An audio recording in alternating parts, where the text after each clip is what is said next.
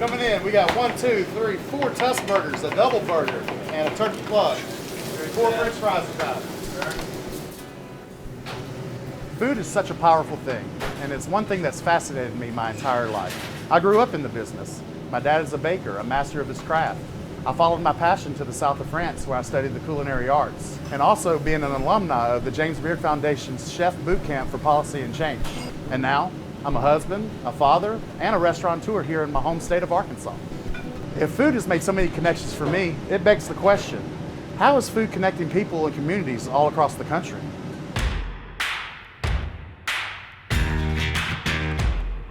I'm Rob Nelson, chef, restaurateur, and travel junkie.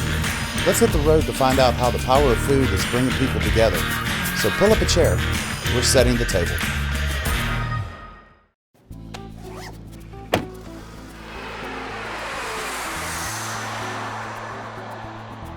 San Antonio.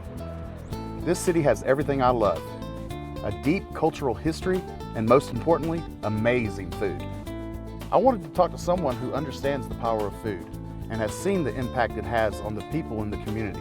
And that pointed me to Chef Johnny Hernandez, one of the best chefs in the United States and owner of La Gloria.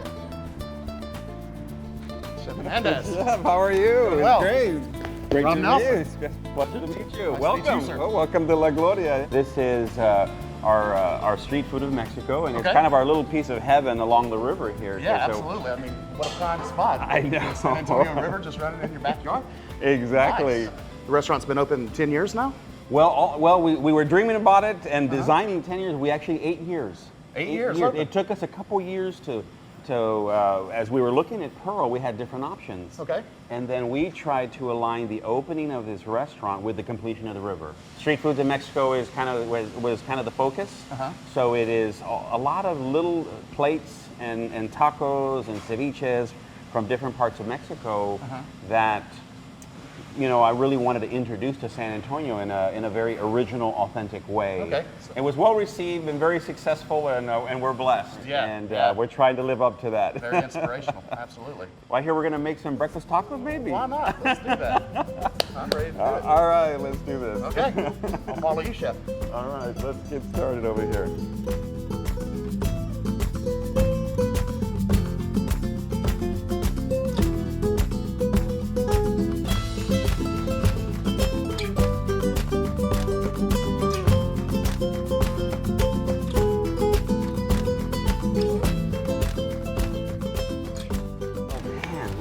Here. Oh, that's a beautiful fresh flour tortillas. Look at that. They got to be fluffy. Texas. The Texas, if you eat a flour tortilla in Mexico, it's going to be really thin. They use lard, and they're almost like transparent. I mean, paper thin. That's a true, authentic Mexican flour tortilla. But today we want to serve.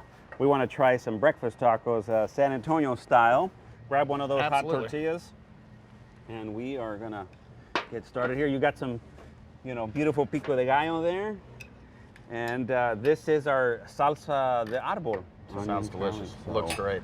Ooh, your fresh salsa looks beautiful. I'm gonna try some of that on here. As far as food empowering the community, you were one of the pioneers, right? One of the first chefs to get that culinary school program started at the food bank, right? Yes, I've been working with the food bank at least 15, 16 years. I remember they had invited me to a harvest brunch, so that was kind of one of the early introductions to the food bank. Obviously, knowing what the work in the community have been very involved, but the work they do on the development of culinary talent is amazing. We are a city of hospitality, and the work that they do there really supports our businesses. They provide a lot of career development. Absolutely. That is essential, for these people to get on their feet and really have a career and be able to support themselves and have a sense of pride in what they do,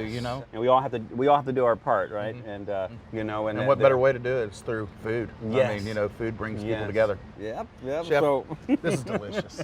Absolutely delicious. we like to say provecho. Provecho. Yeah. Chef Johnny's story about the food bank piqued my curiosity. If we're going to find out how food is connecting people in this community, the food bank should be our next stop. Let's check in with the head of the San Antonio Food Bank, Eric Cooper. Well, Eric, we're here in the belly of the operation here at the San Antonio Food Bank, huh? That's exactly right, Rob. You know, I was so excited to get you here on our campus. We literally have 40 acres.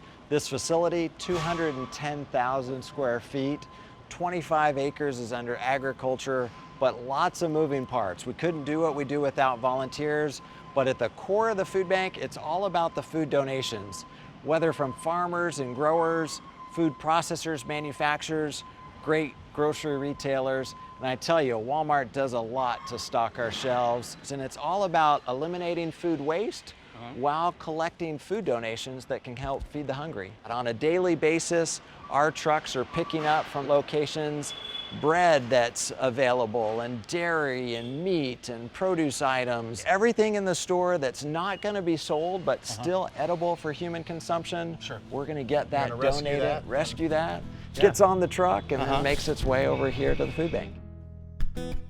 Eric explained that with the support of organizations like the Walmart Foundation, the food bank can take on a more holistic approach and do some really innovative things. So we're here at the community garden here at the food bank. Well, we truly feel blessed here at the San Antonio Food Bank to have access to a lot of space. And so we have our community garden, we have our teaching garden, we have an orchard and a farm. We're here in our barn. You know, it's all about education and what a field can produce. When we're able to produce knowledge that comes through training, awareness, really become the conscience for our community, you know, being a good steward and really leveraging that. It's amazing to get people that don't have access to agriculture and to give them the opportunity to learn and experience where their food comes from. Absolutely.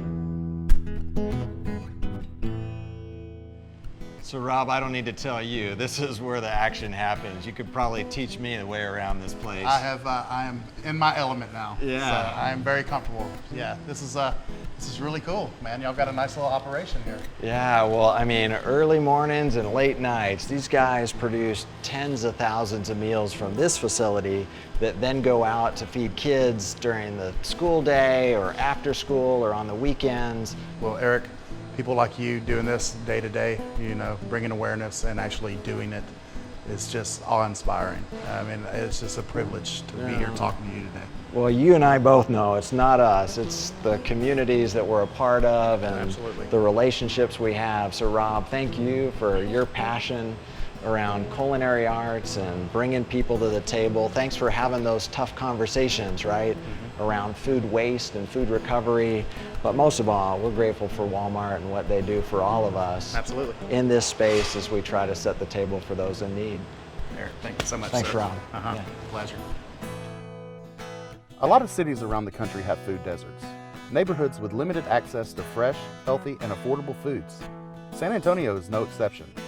So the food bank came up with a brilliant solution to connect with families living in these areas. Meet the Mobile Mercado. So John, tell me a little bit about this Mobile Mercado. I mean, it's kind of like a grocery store and food truck all in one. It's been here for about a year. This all got started by our CEO and President Eric Cooper.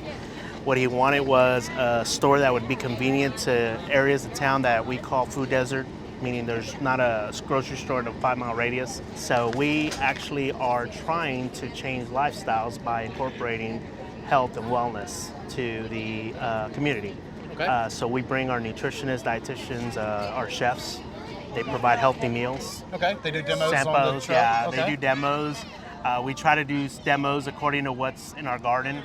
So if we have cabbage out there, they'll make cabbage healthy soups, or anything broccoli or stuff that's coming out from our farm, they'll make a demo out of that. So how many days a week are y'all out in 6 the days a community? week. 6 days? During the week we're at 2 different locations. Okay. And on Saturdays we do one. So we go anywhere from schools, community centers, apartment complexes like we are here today, events, you name it, we'll go to it. Well, John, you've got an incredible operation here, Oh, man. thank you.